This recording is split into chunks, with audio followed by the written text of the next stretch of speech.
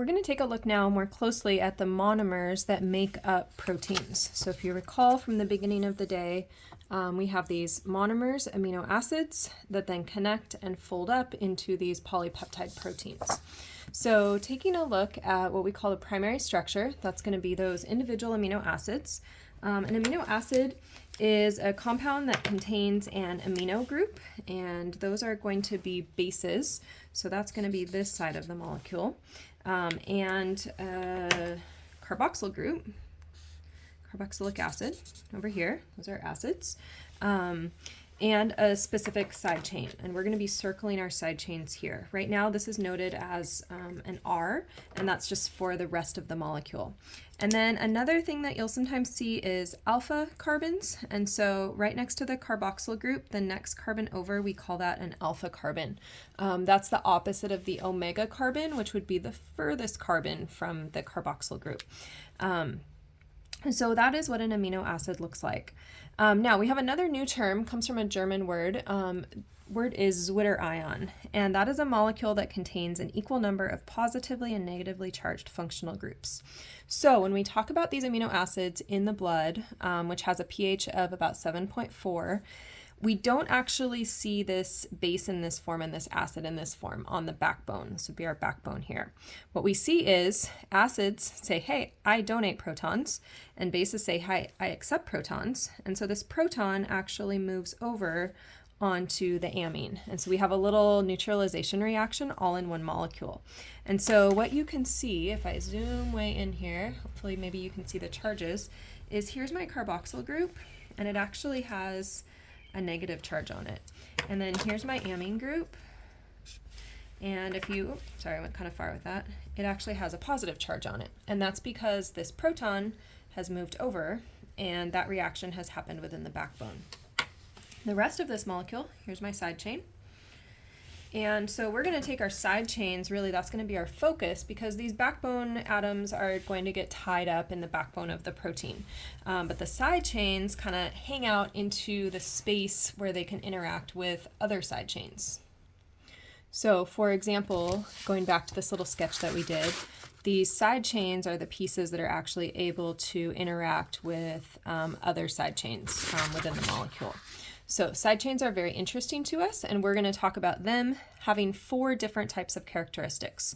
The first one is nonpolar. And so with nonpolar side chains, we're going to be looking for C's and H's, or S8 or S to carbon bonds are also considered nonpolar. So as I look at some of these side chains, notice that I'm ignoring those backbone atoms and just looking at the side chains. And so all 4 of these would be characterized as nonpolar side chains. You'll notice here this has a little OH in it, and so it can actually interact with polar side chains occasionally, but we have 6, 7 carbons to that 1 O. So this we would say the majority of this side chain is nonpolar. So that's why it's classified as a nonpolar side chain. Looking a little bit further, so polar side chains, again, you want to have that kind of lens of, can I see what's not a part of the backbone? And so as I look at those side chains, I notice that I've got an OH, which is polar bonds, C to O also is, SH, which is polar, not quite as polar as an OH, and then this is an amide functional group. And it's definitely got polar bonds CO and an N, C to N and NH2. So an amide, those are all definitely polar side chains. All right, continuing down, so we saw our amine and our acid in the backbone. We're also interested in what happens in our side chain. And so if you look at this side chain, notice that carboxyl group, highlighting it pink because it came from a carboxyl that used to look like this. And I want to draw your attention to something here, that there's that negative charge, right? And in the past, we've sometimes, ooh, that turned kind of green, I'm trying to highlight it, but we have sometimes highlighted those charges because the charge has a big impact on water solubility. So right now, compared to a normal carboxyl group, I would say that this COO minus is what we would call a carboxyl that has been deprotonated. And remember that deprotonation means remove a proton. So similarly, I have a charge over here. in this side chain, and that charge is telling me, hey, I have removed a proton. So anytime we see these polar acidic side chains, we at neutral pH, we're going to see that they come with a little charge. Okay, so they have a little bit of a negative charge. Take a look here. Now we're going to look at our final category of side chains, and that would be polar basic. So if I take a look at this side chain, I guess I can box this one for you, or this one, which has a ring in it. Don't let that scare you, okay? I want you to look down here to the bottom, and I see NH3, and if you can see it, there's a positive charge there, okay?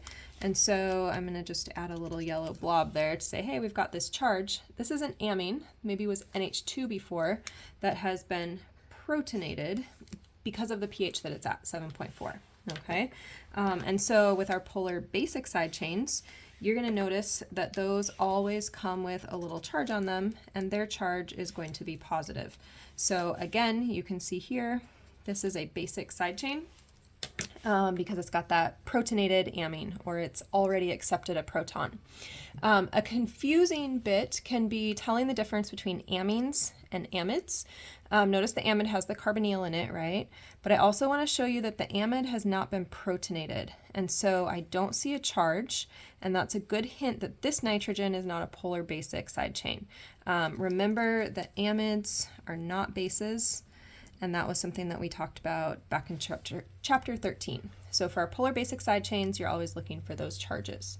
So for a whole bunch of practice, on your next page, you have all of the amino acids, and you can go through each of them, and you can find that side chain, and you can notice what's in the side chain. So all carbons and hydrogens, non-polar side chain, okay?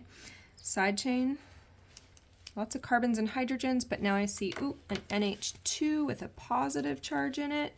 And so that means that I have an amine that has been protonated, and that means that I've got a polar basic side chain. So take a few minutes as practice to go through all of these, find the side chain, circle it, and then figure out which of the 4 categories of side chains you're looking at.